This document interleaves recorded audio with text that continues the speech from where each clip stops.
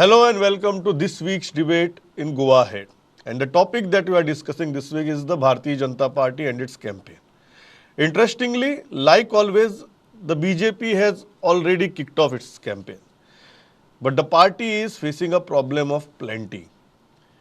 Opposition parties are taunting BJP as the Congress Janata Party and not the Bharatiya Janata Party. And that because most of the MLAs, almost half of the MLAs in this party right now have been imported from the Congress party. Can BJP convince people that in spite of this politics of defection, it is still the best bet? I have three eminent panelists with me. First, I have lawyer, political analyst Cleophas Almeida Coutinho with me. Cleophas Bab, welcome. Next, I have BJP leader and spokesperson Subhash Faldesai. Subhash Bab, welcome. And third, I have a known BJP sympathizer and supporter of the BJP, which will be interesting to listen to his views on this topic, Giriraj Paivarnekar. Giriraj, I will start with you. When you look at this BJP, what do you feel? I think when you said whether BJP has a problem of plenty, I think there is one critical factor that we should remember is that BJP is the world's largest political party, and in a party like that, I think the problem of plenty is bound to happen. As far as defections are concerned, yes, we need to separate between the in the sentiments of the Karyakartas that have been hurt with the influx. But I think Goa has been prone to defections right since 60s. And if you look at defections, I think this is not something that has happened for the first time. So in that context, I think there is nothing new. It is only about how much governance you are able to give, and in comparison to a cobbled up alliance with people with diverse views, I think if you are able to give stability, then defections in a way are welcome. And that is where I feel that even if they have problem of plenty, it may be a good problem to have, but problem of scarcity for the Congress and not having even in plenty, BJP has a clearly defined leader both at the legislature and at the party. But if you look at the Congress, you can see that I don't know. I think there are 6 leaders, 5 MLAs, and 1 president. Working in 6 different directions. Cleophas Bab, how do you look at it? I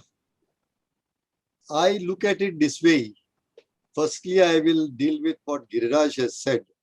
I would say we are a laboratory of defections, but they are not welcome. It is a fraud on the electorate. With that, I will come to the BJP campaign. BJP has started its campaign. It is the largest party, as Giriraj has said. Yes, it is also the party with lot of resources at their command.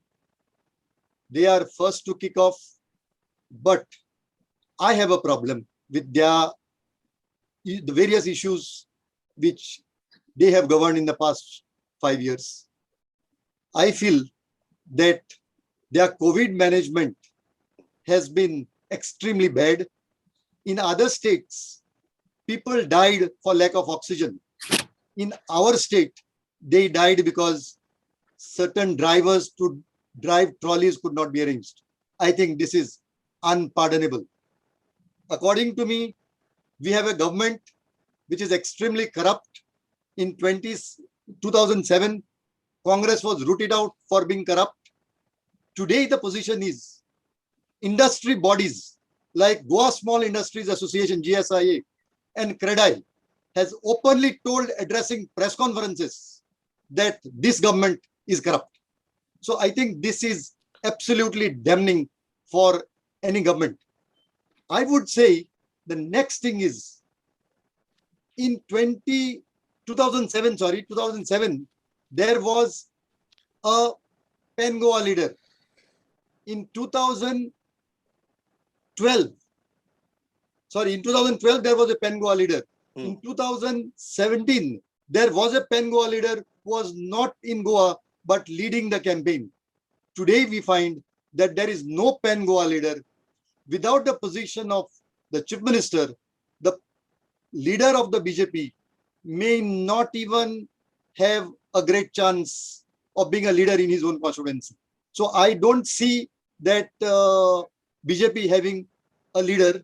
Next, I find is that this issue of old and new faces which they face, and Giriraj rightly said that that there would have to be some adjustment made, but still it is a problem.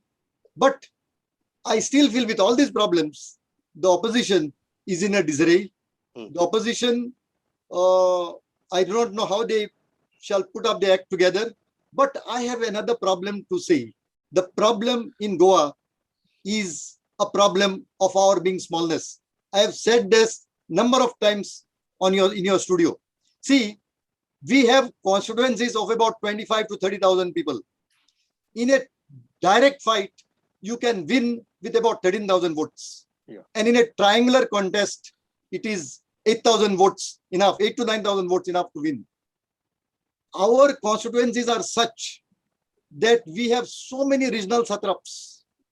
We have, say, a satrap in Tiswadi, another satrap in Satari. We have a satrap, we have like this, we have all over. And now a new satrap BJP has got, say, in the Kapen Sangam belt. These people who say command 2,000, 3,000 votes can swing election in any direction. So at this stage, the mood has not set in properly, and maybe we are early to predict what is going to happen. But I will tell one thing, that BJP at this stage are first to start. But how it will pan out, our smallness shall finally decide, and a lot of things will be dependent upon what opposition the other side puts up. Because I have seen one more thing. I said BJP is a party of resources, but AAP is also a party with a lot of resources. The amount of money, the amount of campaign material that is being put on Goa, I find that they could make some impact in some of the constituencies, though I don't expect them to do much, but it could be a factor which cannot be ignored. We'll go to Subhash Desai now. Subhash, we have 2 points. Number one, Giriraj mentioned that although the Karyakartas are hurt, the stability justifies the defections. And how do you look at the campaign now? Are you confident that in spite of so many problems, performance issues, your campaign will take off effectively? I agree with Mr. Giriraj, whatever he has said. India is the largest democracy in the world. And again, in this democratic country, BJP is the largest party in the world. And this kind of problems, having so many aspirants for the candidate for any of the elections, it is expected, because all those who are joining BJP or who are in the BJP, who work die hard, and who they are bound to make claims also, and it is not unjustifiable. People work for this. People work in the organization, looking at the positions elsewhere. So this is a human nature. So we just cannot ignore them. But at the same time, BJP is a party of discipline. And when there are 4-5 aspirants in one constituency, when party decides, we listen to them and we work together, and that is the success. And that we have been doing for so many years. So having plenty of people aspiring to be a MLA is not, will not, it will not hurt anyway the BJP's Karyakarta sentiments, all that. We join together, we fight together, and we win together. So finally, as we have said, that BJP has kicked off the campaign. But I feel that from the day one, our Karyakartas are involved in Sangathan, organizational, and everywhere. Even if you see during the COVID times, Advocate Clefat has said that it was a pure mismanagement of our government. But I don't agree to it. If you look at how the Chief Minister has been doing very well in all the sectors, if you go he used to visit the hospitals, he used to visit the pharmaceutical units, he was visiting the oxygen factories. All this management, what he has done, and he has come out successfully in this. And people have seen, and all those who were criticizing, who were taking, who were telecasting, who were reporting in the press media, all that, if you see, the only person, only government, BJP, only the BJP party karyakartas were doing all this work, ground level. Chief Minister has asked us to put ambulances in all our constituencies, and you will find ambulances in all our constituencies set up by our karyakartas, MLAs or ministers. But the way we have handled all these situations, I do not think the people of Goa will not say that this government has not done very well in the COVID times. Giriraj, that point which you raised, do you think a core original BJP karyakarta is hurt today? Looking at the import of so many MLAs and leaders against whom they probably campaigned for more than 2 decades. So they campaigned against those leaders. Today they have to campaign for those leaders. Do you think that element is something that party needs to look at? See, even if you look at 2012, when the pro BJP wave was at its peak, and anti-Congress wave also was at its peak, I think even then there were new entrants into the party. So it is not that people or the karyakartas have not seen. The problem is, this is the first time that you have seen a en masse move, and that has also kind of hurt people. But in the larger scope of things, if you look at it, I think people will believe that, instead of voting for the Congress, they will still align and stand with the party. Now, I just want to, retort to what Advocate Cleopat said. He talks about anti-defections being not welcome. I agree. But Goa has always been known for giving a fractured mandate. I would rather urge the people to give a mandate, whichever party they may choose, but give them 21 seats. When BJP got 21, you did not see horse trading. You saw stability of the government. So you are blaming the people? I'm not blaming the people, but people should vote for a majority government.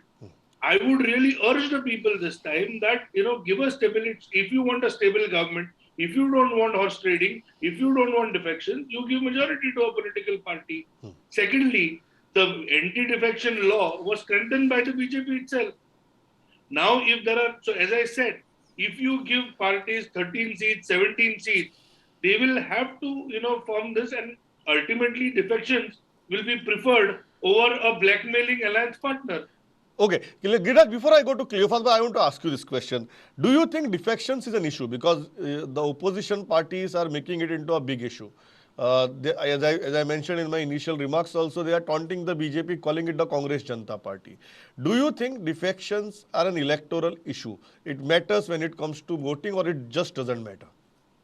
See, I think the biggest issue, as Cleophas rightly mentioned the word satraps, I think irrespective of which party they have been in, they have always been able to retain their seats. And when he mentioned Tiswadi, he made a very interesting point. In all fairness, even at the peak of BJP's popularity in 2012, the only 2 seats that BJP won were Panji and Santandre. All other seats in Tiswadi actually went against the BJP. So I think regional satraps are a thing. They decide which way the tide goes. Today, most of those satraps are in the BJP, and opposition is bound to make an issue. Okay. Cleophas Bab, same question. Do you think everybody is talking about defections, everybody is talking about this en masse import of MLAs from the Congress? The Congress Janata Party got coined during last 2 years. Do you think it's an electoral issue? Do you think people look at these factors and vote? Or in a larger scheme of things, these regional satraps control their territories and finally they cobble up your majority number? I hope it becomes a central issue, because I would say democracy is also in peril on various other counts. That is not the subject matter of debate today. We could discuss it some other time. But I would like to take two mentions. Yesterday, what has happened before the High Court in the Kurka Panchayat, and what had happened in the matter of Sankeli Municipal Council are serious matters for us in Goa as far as our democratic principles are concerned. And I am saying from that perspective also that we should see to it that defections are done away with completely. At least now we have a situation whereby, this merger is permissible. I would take a situation whereby even merger is not permissible. I would further say that people who go against the mandate of the party must not contest for a minimum period of 6 years, so that there is some semblance of democratic principles built into our system. Cleopa, that's a very But I will answer your question. I will Yeah. also say that the Goa's trend in electing defectors is very bad. Though some have suffered defeat, but many of the defectors have got re-elected by changing sides. According to me, it is not a good situation. But I also feel, as Giriraj is saying, I also hope that the hold of these satraps in at least some constituencies go down. Subhash Bab, in your constituency also, I think you have a problem of plenty. How do you And a look at problem of satrap also. and a problem of Besides a satrap problem also? of plenty, a problem of a satrap. So, Subhash Bab, how do you look at this? You feel that when it comes to people deciding whom to vote, the MLA shifting parties from one side to other matters, or it is just that people are only bothered about what happens in their constituency, they just want their MLA to be in power. What is your experience? So I'm not bothered who has joined and how much troubles that they make in my constituency, because I am confident, and every Karyakarta of BJP who is involved in all the activities throughout in organizational setup and strengthening our party, they shouldn't worry, because we know that at the end of the day, the party will take a right decision. It may not be in our favor, it may be in our favor, whatever way. The way we have worked for last 30 years with the party, we have never expected that something else will happen. And we are confident. All those you just dream about it, that in so and so such and such constituency this will happen and we will get fragmented, and the seat will go to somebody. Don't believe that, because our party is good enough, our leadership is good enough, and our leadership is sensible. The person who is working very hard in his constituency, putting up all his efforts and maintaining the all Karyakartas together, he will be chosen for the ticket. So why should I worry, or anybody else who is really working hard for the party? They shouldn't be working. So at this moment, if you ask me how the Sangam people will react to all these things, Sangam people will not react to anything. We know what is going to happen. Those Subhash Bab, defections matter or they don't matter when it comes to voting? Definitely defection will matter to some extent, but at the same time, Goa being a very small state, and we have the voting strength of around 25 to 35, and it really doesn't matter only the defection. It all depends on your popularity, your relations with the voters, your developments. All these factors also count along with the defection. Yeah. For the purpose of defection, if you lose 2,000 votes, then if you are able to gain those 2,000 votes in other way with your development or relations, that doesn't really matter. Giriraj, do you think BJP's Karyakarta is today in a complete mood to accept these imported leaders? It doesn't bother that Karyakarta who has worked for so many decades. Do you feel that so much water has been flown from Mandavi that when it comes to elections, all these things will be kept aside? See, I think a BJP Karyakarta also realizes that, the party itself goes by the nation first agenda. And with the Rajya Sabha elections coming up very soon, every vote against against the BJP and in favor of Congress will be a vote against the CAA, vote against abrogation of 370, or, your work towards Ram Mandir. So I think at certain point, they will put their personal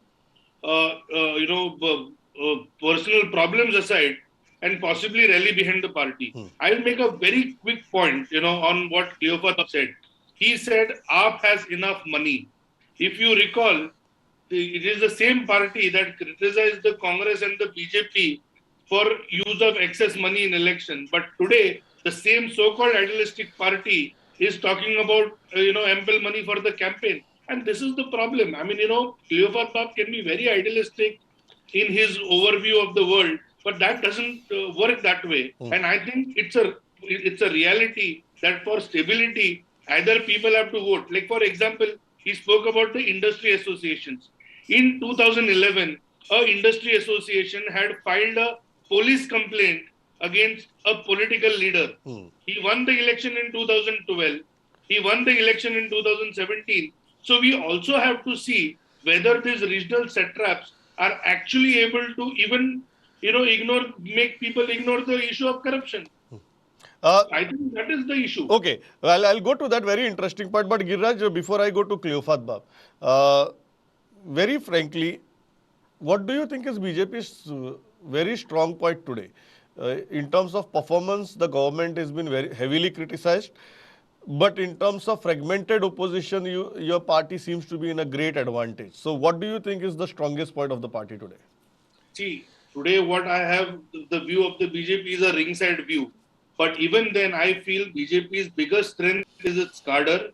And as you rightly said, the party has already started its activities there. And with festival like Chaturthi coming in, their leader is clear. I mean, even JP Nadda ji said that, Pramod Sawant is going to be the face of the campaign. And today, if you look at what is happening in some constituencies, I think Congress doesn't even know who their leader is.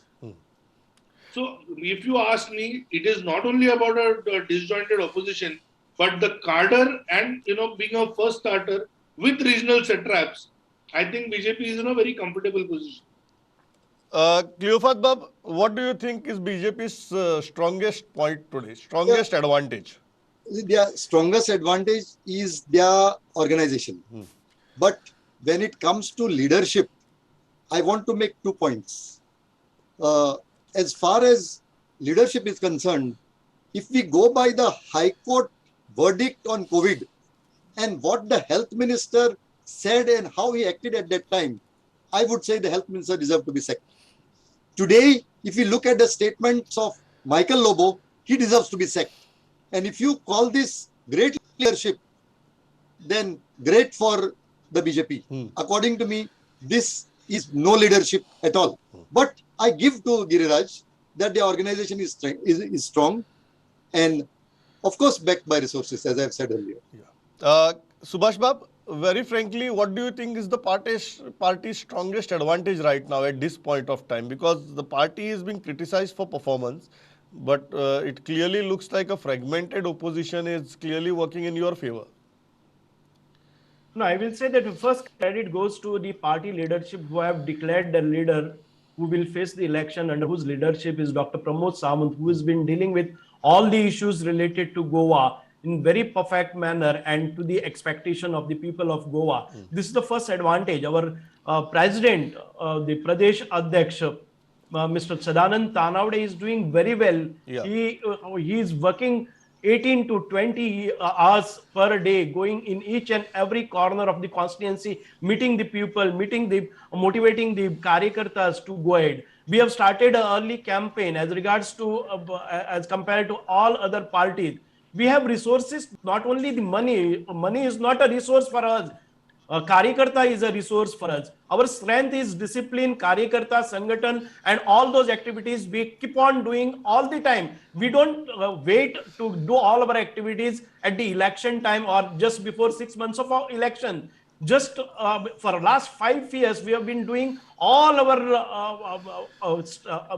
our activities throughout. You are 5 saying years. your party has been consistently on the ground.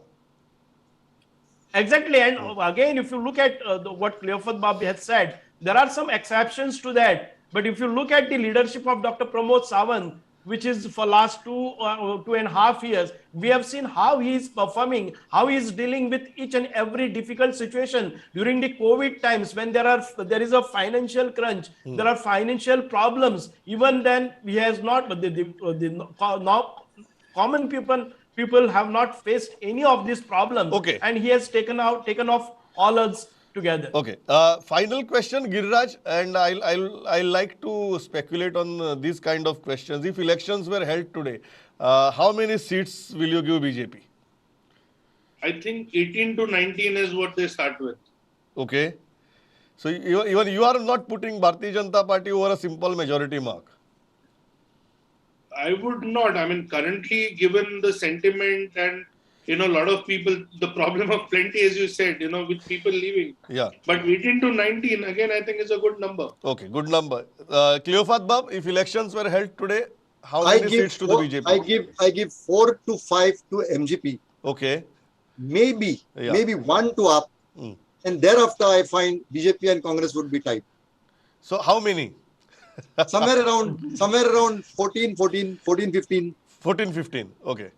Subhash Bab, so if elections were held today, give me a realistic answer. Don't give me too optimistic, over-optimistic answer just because you're a spokesperson of the party. I would say that minimum 22 as of today we will get, and we will keep on adding to that depending upon how the campaign goes off and how the internal politics goes off. Yeah. But minimum 22, nobody can take away 22 seats from BJP. Okay, very interesting. A BJP sympathizer says 18, 19. Cleofat Bab puts them to 14, 15. And Subhash Faldesai on 22. I think these numbers itself tell us how interesting this election can be. And it all depends upon how opposition strategizes and positions itself. Subhash Bab, Cleofat Bab, Giriraj, thanks a lot for joining. Thanks a lot for watching this broadcast, all of you. Keep watching. Go ahead.